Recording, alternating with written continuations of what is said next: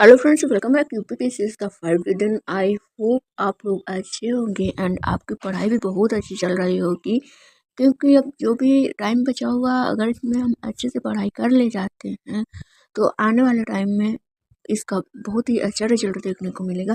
इसलिए आप लोग बिना किसी फ्रस्ट्रेशन के अपनी पढ़ाई बहुत अच्छे ढंग से करिए एंड जितना भी आपको टाइम मिल रहा है उसको सही ढंग से यूटिलाइज करिए, क्योंकि ये टाइम एक बार निकल जाने के बाद दोबारा नहीं आएगा एंड सिर्फ हमारे हाथ पास बचेगा क्या, सिर्फ पछताने को कि काश थोड़ी सी मेहनत और कर ली होती तो शायद हमारा हो जाता। इसलिए आप लोग सिर्फ अपनी स्टडी पर ही फोकस कीजिए, बाकी जो भी इग्नोर करने वाली चीज़ें हैं उन्हें आप इग्नोर करिए।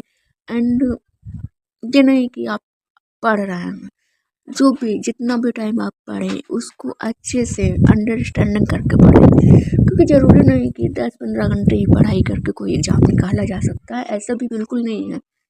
अगर आप वही पढ़ाई कंसंट्रेट होकर 2-3 घंटे 4 घंटे भी कर रहे हैं, कंसंट्रेट होकर एंड वो सारी माइंड में आपके अच्छे से बैठ रही हैं, तो आपको वहाँ आपके लिए और घंटे नहीं मैटर करते, आपकी अंडरस्टैंडिंग पावर मैटर करती है।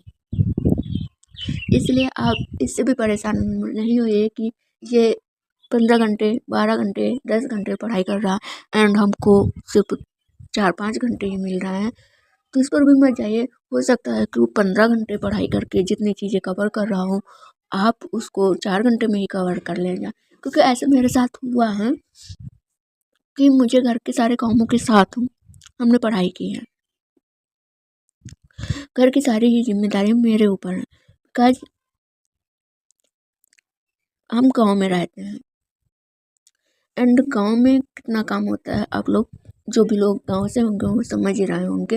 एंड फिर इसके बाद अगर कोई सपोर्ट करने वाला घर में ना हो तो उसके ऊपर कितना ज़्यादा बर्डन होगा, आप लोग समझ ही सकते हैं।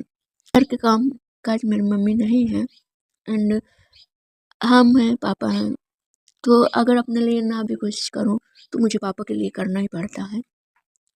अगर मैं सोचूं कि हाँ खाना हम नहीं बना रहे हैं, लेट बनाएंगे, तो ऐसा भी नहीं होता। मुझे टाइमली खाना बनाना ही है। हाँ, सुबह मॉर्निंग का है कि मैं चाय नहीं बनाती हूँ, चाय मेरे पापा ही मेरे लिए बनाते हैं, अपने लिए भी बनाते हैं। तो इसलिए ज़रूर नहीं, मैंने घर के कामों के साथ ही अपनी पढ़ाई जारी रखी एंड कामों को लेकर कभी भी बर्डन नहीं फील किया। मुझे लगा मुझे जितना भी टाइम मिल रहा है उसको मैं अच्छे ढंग से यूटिलाइज करूँगी। जिस दिन मुझे दिन में टाइम नहीं मिल पाता था उस दिन मैं एंड जिस दिन मुझे दिन में टाइम नहीं मिल पाता उस दिन मैं थोड़ा लेट नाइट स्टडी कर लेती हूँ। बट ये भी नहीं है कि मैंने 10 घंटे 15 घंटे पढ़ाई की, ऐसा भी कभी नहीं हुआ। बस मेरा कभी कभी तो हमारा ये हो जाता है कि 2-3 घंटे ही हम पढ़ पाते हैं, बट हाँ जब भी हम पढ़ने बैठते हैं तो फिर पूरा ध्यान हमारा सिर्फ पढ़ाई पर ही होता है, बाकी चीज़ों पर नहीं होता। तो इसलिए आप इससे बिल्कुल भी डिमोटिवेट नहीं हो कि मैं सिर्फ इतने ही घंटे पढ़ाई कर पा रही हूँ, अदर्स लोग इतने घंटे कर रहे हैं, तो इससे अपने दिमाग में किसी भी तरह का प्रेशर मत लाइए। तो जैसा कि इस वीडियो का टॉपिक होने वाला है कि यूपीपीएससी मेंस 2025 जो कि मार्च से लास्ट से स्टार्ट हो रहे हैं, तो इसकी आंसर राइटिंग कैसे करें एंड किन चीज़ों का क्या ध्यान रखें कि हमारे मार्क्स इंक्रीज हो। तो आज वही सारी चीज़ें मैं इस वीडियो में आप लोगों के साथ शेयर करने वाली हूँ। मेरा खुद का एक्सपीरियंस है, आप लोग ध्यान से देखें। अगर आप यूपीपीएससी मेंस की तैयारी कर रहे हैं और आपको लगता है कि कंटेंट पढ़ने के बाद भी मार्क्स नहीं आ रहे हैं, तो प्रॉब्लम आपके कंटेंट अपडेट में नहीं, आपके आंसर राइटिंग में है। आप उसको अच्छे से प्रेजेंट नहीं कर पा रहे हैं। आज इस वीडियो में मैं आपको बताऊंगी कि यूपीपीएससी मेंस में आंसर राइटिंग कैसे करें ताकि आपके आंसर एग्जामिनर को पसंद आए और मार्क्स इंक्रीज हो। तो सबसे पहले आप लोग ये जानिए कि यूपीपीएससी मेंस नॉलेज का एग्जाम नहीं होता है, ये प्रेजेंटेशन का एग्जाम है। आपको वही लिखना है जो एग्जामिनर देखना चाहता है, फालतू का नहीं, इधर उधर नहीं देखना। इसलिए आप सबसे पहले क्वेश्चन को अच्छे से पढ़िए एंड उसमें देखिए कि पूछा क्या जा रहा है। जो पूछा जा रहा है आप सिर्फ वही लिखिए, उसमें फालतू की चीज़ें ऐड मत करिए, क्योंकि एग्जामिनर के पास सिर्फ 2 से 3 मिनट ही एक आंसर चेक करने का टाइम होता है एंड वो फर्स्ट टाइम जितना अच्छा एग्जामिनर के ऊपर इम्प्रेशन डाल दे। कुछ 3 पार्ट्स में लिखना चाहिए। पहला है इंट्रोडक्शन, किसी भी क्वेश्चन का आंसर लिखते टाइम उसका इंट्रोडक्शन देना इम्पोर्टेंट होता है। फिर आती है उसकी मेन बॉडी में उसको अच्छे से एक्सप्लेन करना होता है। एंड इसके बाद आता है कंक्लूजन कंक्लूजन में उसका सॉल्यूशन होता है। एंड जो भी फ्यूचर पर अप्रोच हो रहा है ना, वो सारी चीज़ें हमें लिखनी होती। इसलिए आंसर राइटिंग हमेशा 3 पार्टों में ही डिवाइड करके करनी चाहिए। क्वेश्चन है गुड गवर्नेंस पर, तो आप लिखें गुड गवर्नेंस का मतलब ऐसी शासन प्रणाली जहाँ ट्रांसपेरेंसी, अकाउंटेबिलिटी और पार्टिसिपेशन है।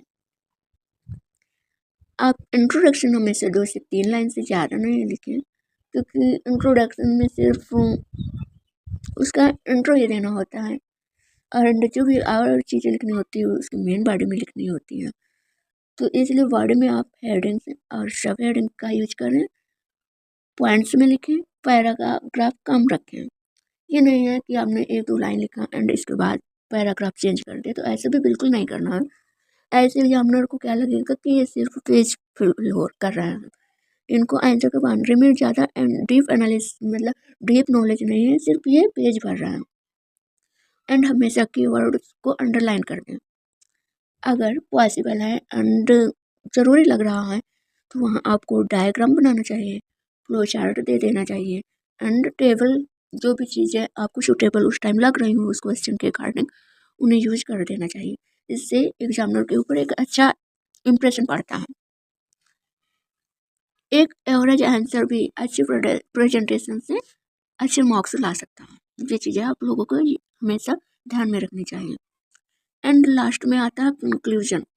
बहुत से लोग होते हैं कि कंक्लूजन एंड इंट्रो को स्किप कर देते हैं, बट ऐसा नहीं करना। आपको इंट्रो भी देना है, कंक्लूजन भी देना है। कंक्लूजन में आपको क्या करना है, सॉल्यूशन लिखना है, जो भी क्वेश्चन था उसका सॉल्यूशन क्या होना चाहिए एंड इसका फ्यूचर पर अप्रोच बताइए कि इसका फ्यूचर पर क्या इफेक्ट रहने वाला है। एंड जो भी कॉन्स्टिट्यूशन SDG जो भी है उनका यूज करें। एंड पॉसिबल हो तो क्यूटोज, मतलब अगर उसमें लग रहा है कि क्यूटोज यूज करना चाहिए तो उसको भी आप यूज कर सकते हैं कंक्लूजन में। एग्जाम्पल, इसलिए गवर्नेंस पर जो है तो इसका आप एग्जाम्पल देख लीजिए। इसलिए गुड गवर्नेंस भारत को इंक्लूसिव और सस्टेनेबल डेवलपमेंट की तरफ ले जा सकते हैं। तो आप लोगों को कंक्लूजन भी देना चाहिए, लिखना चाहिए, जिससे एग्जामिनर को अच्छा इम्प्रेशन देता है एंड एग्जामिनर उससे इम्प्रेस होता है। एंड कोई भी होगा अगर वो इम्प्रेस हो जाएगा तो वो मार्क्स देने में कंजूसी नहीं करेगा। And word limit and time management का आपको अच्छे से ध्यान रखना होगा। 150 वर्ड का आंसर 7 से 8 मिनट में लिख लेना चाहिए, 250 का 10 से 11 मिनट। इसलिए आप अभी से प्रैक्टिस अच्छे से करिए, क्योंकि टाइम मैनेजमेंट बहुत मैटर करता है। अगर हम टाइम मैनेजमेंट हमारा अच्छा नहीं होगा, लिखने की स्पीड अच्छी नहीं होगी, तो हमारे बहुत सारे क्वेश्चन मेंस में छूट जाते हैं। फर्स्ट सेकंड पेपर तक तो एक दिन तो ठीक रहता है, बट इसके बाद लगातार जो एग्जाम होते हैं उसमें हमारा हाथ बहुत ज़्यादा दुखता है। एंड वैसे भी स्पीड इसके बाद एक दिन के बाद स्पीड कम ही हो जाती है। तो इसलिए आप स्पीड पर अच्छे से प्रैक्टिस करिए अभी से। ओवर राइटिंग से मार्क्स नहीं बढ़ते कि आपने पूछा कुछ दूसरा है एंड उसका आप दूसरा ही लिख रहे हैं, उसको बढ़ा चढ़ा कर लिख रहे हैं, तो ये एग्जामिनर पर अच्छा इफेक्ट नहीं डालेगा। इससे आपको मार्क्स कम ही हो जाएंगे। रिलीवेंट और स्ट्रक्चर्ड लिखने से मार्क्स बढ़ते हैं। अगर आप लोगों को वीडियो पसंद आई हो एंड हमने जो भी बताया उसको अच्छा लगा हो तो please like and subscribe. Thanks for watching.